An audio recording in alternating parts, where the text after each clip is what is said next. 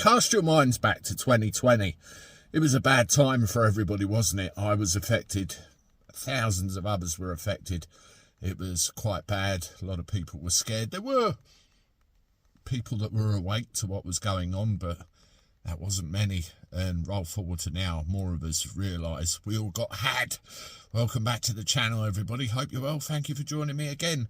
You know, when the government announce measures to try and keep their own house in order, it really pisses me off, because it in no way addresses any of the concerns or any of the grievances that the rest of us had over what happened during that time.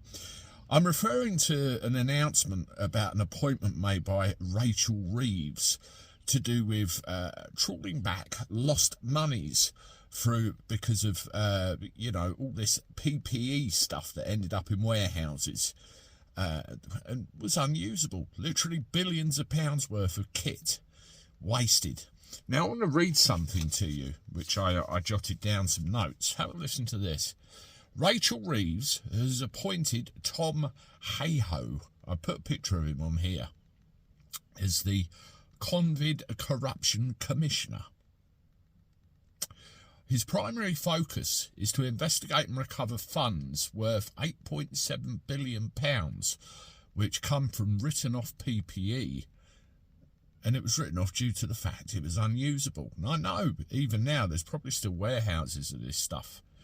The point of this post is to reclaim money lost due to corruption and mismanagement over that time. Now, there's a bit of controversy over this because Hayhoe was previously a Tory advisor. So it's not really impartial now, is it? And like any of these inquiries, I think it's going to get swept under the rug. Now, they're trying to get their own house in order. They're trying to play the blame game for all of this crap equipment that they blew billions on. But let me just tell you a human story, right? Probably late 2019 to early 2020, by nature of the fact that what we did for a living, I knew something was coming. And, you know, my good friend who since passed away knew something was coming. Lo and behold, in 2020, I was sat in my living room and on comes Boris on the telly, stay at home, but at the NHS, blah, blah, blah, all the rest of it. And literally, the whole world just fell apart at that moment.